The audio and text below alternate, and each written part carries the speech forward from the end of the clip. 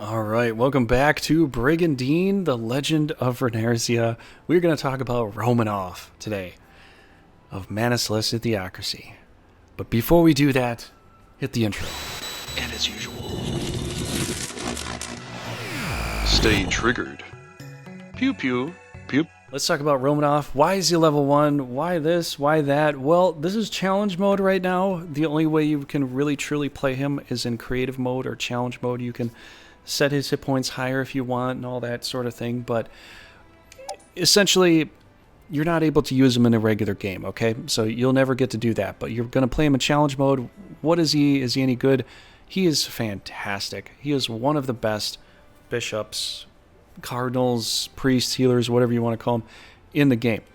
So you get a staff, you get the light robe, you get the little hat and the ring, you know, all that sort of thing.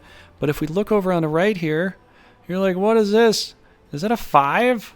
Yes, that's a 5. It's command range of 5. You're already starting with 360 MP, which goes up, gets better. 532 HP, which is pretty good for level 1. Yeah, the agility is just kind of meh, but the intelligence is already 77 at level 1.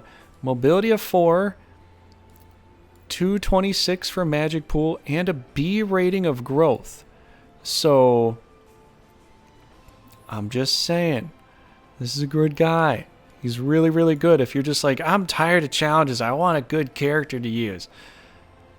You want to use Romanov right here. I'm just saying, he's that guy. He's that guy that will fill all the holes. You know, he'll be able to do it. So, you start off with Light Strike, you know, just the basic hit you with the stick kind of move that priests do.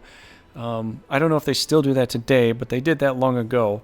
And it's not a bad move, you know. If you're a healer and you got a staff, punch someone with a stick. I guess it makes sense. Got your heal move here. 180 pre-move here. You can't move and do it. You know, it's just a pre-move right there. MP 65 to use. And then we got the cure. Cleanses things, you know.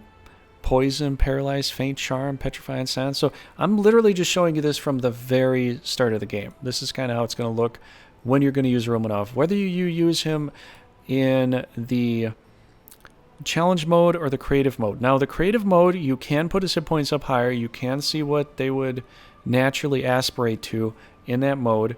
But I think it's a little more fun to check him out from level 1 and just see how good he is at level 1 with his stats. And just have...